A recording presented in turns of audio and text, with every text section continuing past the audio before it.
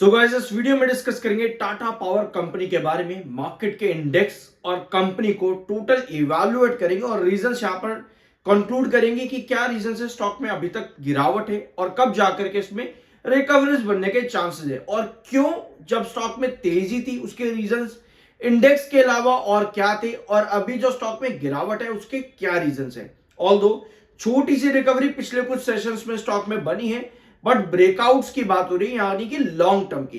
तो long term के perspective से यहां पर क्या चीजें मिसिंग है जो पहले कंपनी में थी, तो समझते हैं कि करके सभी पॉइंट्स को सब्सक्राइब जरूर कर देना। I am NISM 7 certified. शुरू करते हैं टाटा पावर कंपनी के बारे में। आज अडानी पावर पर हमने एक वीडियो अपलोड कर दिया है, जरूर चेकआउट कर लेना। Adani power versus Tata power, दोनों का आउटलुक में क्या क्या डिफरेंस और कहां पर आपको एंट्री करनी चाहिए, वो आपका अपना ओपिनियन होना चाहिए, लेकिन प्रॉपर रिसर्च और एनालिसिस के साथ में। Q3 में दोनों ही कंपनीज ने बुरे रिजल्ट दिए, दोनों ही कंपनी के हालात अच्छे नहीं रहे Q3 में, ना ही अडानी पावर के और ना ही टाटा पावर में। अब आते हैं आपके सिर्फ और सिर्फ टाटा पावर पर। ठीक है, तो टाटा पावर पर एक न्यूज आ चुकी है। टाटा पावर को 800 करोड़ का नुकसान हो चुका है अपने मुंद्रा प्लांट से। मुंद्रा प्लांट कंपनी ने शट डाउन कर दिया है, लेकिन क्या ये परमानेंट शटडाउन है या पर सिर्फ और सिर्फ एक टेम्परेरी शटडाउन है? और इस शटडाउन से, मुंद्रा प्लांट के शटडाउन से कंपनी को क्या फायदे हैं या क्या नुकसान है? समझने की चीज यह है कि मुंद्रा पावर प्लांट जो कंपनी का है वो शटडाउन हुआ है क्योंकि कंपनी को एक्सपेंसेस ज्यादा लगाने पड़ रहे थे इस पूरे प्लांट को रिवाइव करने के लिए, इस प्लांट की कैपेसिटी को इंप्रूव करने के लिए। यानी कि खर्चा अगर ज्यादा आ रहा था तो कंपनी ने इसको टेम्परेरीली शट डाउन कर दिया है। अब ये टेम्परेरी शटडाउन, इसका मतलब यह है कि वो जो खर्चे कंपनी यहां कर रही थी जिसकी वजह से कंपनी को फायदा तो आ नहीं रहा था, तो खर्चे कंपनी के रुक जाएंगे। ऑलरेडी कंपनी 800 करोड़ का नुकसान यहां खा चुकी है, मेंशन्ड है। ठीक है, 800 करोड़ का नुकसान खा चुकी है, तो कम से कम कंपनी अपने यहां पर खर्चे जो इसकी कैपेसिटी को फिक्स करने के लिए यूज कर रही थी वो बच जाते हैं। तो एक छोटा सा फायदा ये हो जाता है। लेकिन मैं क्यों कह रहा हूं कि ये टेम्परेरी शटडाउन है, क्योंकि कंपनी इसको वापस से रिवाइव भी यानी कि रीस्टार्ट भी कर सकती है। Tata power 4000 megawatt Mundra ultra mega power project has not fully restarted operations yet. अभी इस पूरे प्लांट ने वापस से अपने ऑपरेशन स्टार्ट नहीं किए हैं, but it is in the final stages of resuming operations following a long shutdown. जो इसके ऊपर लगातार एक शटडाउन चल रहा है, लंबा शटडाउन जो चला है, उसके बाद वापस से ये अपने फाइनल स्टेजेस पर है अपने ऑपरेशंस को रिज्यूम करने में। तो एक तरह से खर्चे जो कंपनी ने रोके वो एक पॉजिटिव हो जाता है, और अगर एक बार वापस से कंपनी को रीस्टार्ट कर देती है तो अल्टीमेटली ये भी पॉजिटिव हो जाएगा। बट कंपनी यहां पर फाइनेंशियल ईयर 26 में 800 करोड़ का नुकसान खा चुकी है, जो कि किसी भी कंपनी के लिए बहुत बड़ा अमाउंट होता है। ठीक है, अब आते हैं मार्केट एक्सपर्ट्स पर। मोतीलाल ओसवाल ने बाइंग की रेटिंग दे दी है टाटा पावर में, टारगेट कर दिया है भैया 455 का, जो कि प्रेजेंट लेवल से लगभग 90 रुपए ऊपर है। अब आप क्या अपने डिसीजंस इस तरीके से लेते हो कि भैया मोतीलाल ओसवाल ने 455 बोला हुआ है, बाइंग की रेटिंग दे रखी है, भैया खरीदने के लिए जाते हैं, मोतीलाल ओसवाल ने बोला है, या पर मैंने कहीं पर सुना है कि भैया इतना हो जाएगा चलो एंट्री कर लेते हैं। मार्केट एक्सपर्ट्स का टारगेट 500-600 भी थे जब ये स्टॉक अराउंड 450 पर था, लेकिन इन्वेस्टर्स को 100-125 से ज्यादा की गिरावट मिली, तो भैया नुकसान में इन्वेस्टर आ जाते हैं। ऐसे में जब भी हम अपने डिसीजन किसी भी एक पॉइंट पर या किसी की एक बात पर लेना स्टार्ट कर देते हैं, तो भैया ऐसे में करें क्या? वही जो वीडियो की शुरुआत में मैंने आपको कहा कि वो बातें जो कंपनी पहले कर रही थी, फॉर एग्जाम्पल आप इसके चार्ट पर आओ, एक बार सब्सक्राइब कर देना अगर अभी तक नहीं किया है, तो प्लीज, पैसे नहीं लगते इस चीज के। ये है आपके टाटा पावर का चार्ट पैटर्न।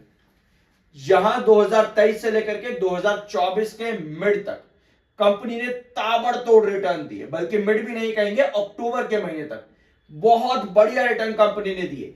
2023 से लेकर के 2024 के सितंबर क्वार्टर तक कंपनी के पास ऐसा क्या था जो उसके बाद से आज भी कंपनी में मिसिंग है, यह समझना जरूरी है। अब अगर आप इसके इंडेक्स पर भी देखोगे तो भैया आपको यहां पर भी नजर आएगा कि 2023 से लेकर के 2024 के अक्टूबर के महीने तक ये इंडेक्स भी भागा, बट उसके बाद से यहां पर भी कुछ ना कुछ मिसिंग है। पहला पॉइंट तो आपको इस चार्ट पर ही दिख जाता है, टेक्निकल पॉइंट 200 EMA आपको दोनों में सेम दिख रहा होगा। जैसे ही 2023 में स्टॉक ने 200 EMA क्रॉस करा, उसके बाद तक स्टॉक ऊपर ही चढ़ता रहा। यह होती है एक लॉन्ग टर्म ट्रेजेक्ट्री। दूसरा, जैसे ही 200 EMA के नीचे आ गया भैया, लगातार गिरता चला गया, यानी कि लॉन्ग टर्म सस्टेनेबिलिटी नहीं मिल पाई है बोथ इंडेक्स को और बोथ टाटा पावर को। यानी कि एक पॉइंट तो यही क्लियर हो जाता है कि आपको ये सस्टेनेबिलिटी की जरूरत है तो आपको लॉन्ग टर्म मिलता है। बट 2023 से लेकर के 24 तक सिर्फ इंडेक्स के अलावा और भी तो कुछ होगा कंपनी में खास, तो भैया उसके लिए आप आओ कंपनी के फाइनेंशियल्स पर। यह है कंपनी का 2023 से लेकर के 2024 तक का result quarter on quarter basis पर। यहां आपको नजर आ रहा है कंपनी का ग्रोथ परसेंटेज। हर क्वार्टर में यहां कंपनी एक पॉजिटिव ग्रोथ लेकर के आ रही है। 5%, 4%, 12%, 27%, 13%, यानी कि एटलीस्ट ग्रोथ परसेंटेज कंपनी का हेल्दी है, नेगेटिव साइड पर नहीं जा रहा है। यह कहानी 2023 से लेकर के 2024 के जून तक चलती है, यानी कि जुलाई का महीना भी आप ऐड करो यहां पर, अगस्त का महीना भी ऐड कर लो, सितंबर भी ऐड कर लो, और तेजी कहां तक दिखी? वहीं तक दिखी। और जब कंपनी सितंबर 2024 के रिजल्ट्स लेकर के आती है, कंपनी माइनस ग्रोथ देती है। ऑल्दो पिछले 3 क्वार्टर उसके बाद कंपनी ने पॉजिटिव दिए, लेकिन उसके बाद फिर 2 क्वार्टर कंपनी के माइनस में चले जाते हैं।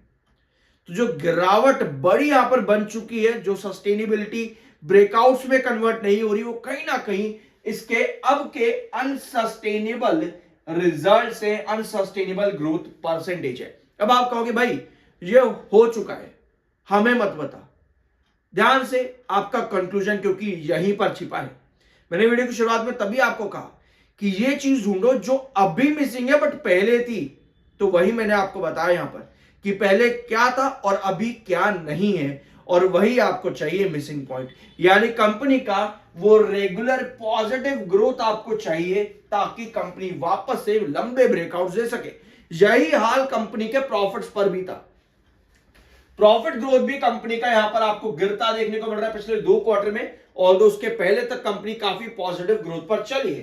3, 7, 1, 12, 19, 14, 8, 18, उसके बाद कंपनी लगातार प्रॉफिट ग्रोथ पर चली है। बट पिछले 3 क्वार्टर कहीं ना कहीं कंपनी के प्रॉफिट ग्रोथ के अंदर भी डंप देखने को मिला है। तो यही कुछ पॉइंट्स है जो कंपनी के अंदर मिसिंग है, और यहीं से ही आपके ब्रेकआउट्स की कहानी बनती है, ब्रेकडाउन्स की कहानी बनती है। और जब आप वापस से ब्रेकआउट ढूंढ रहे होते हैं, जैसे मार्केट एक्सपर्ट्स मोतीलाल ओसवाल ने कहा कि भैया यहां से 455 मिलने वाला है, तो भैया आपको पहले ये मिसिंग पॉइंट ढूंढना पड़ेगा, क्योंकि ये मार्केट एक्सपर्ट्स के जो टारगेट्स होते हैं ना, ये कंपनी के वैल्यूएशंस के अकॉर्डिंग होते हैं। यानी कि कंपनी का एबिटा कितना ग्रो करेगा फाइनेंशियल ईयर 27 तक, कंपनी का कैगर कितना ग्रो करेगा, कंपनी के मार्जिन्स कितने ग्रो करेंगे, कंपनी का रेवेन्यू कैसे ग्रो करेगा, उसके अकॉर्डिंग पर मार्केट एक्सपर्ट्स के ये टारगेट्स डिसाइड होते हैं।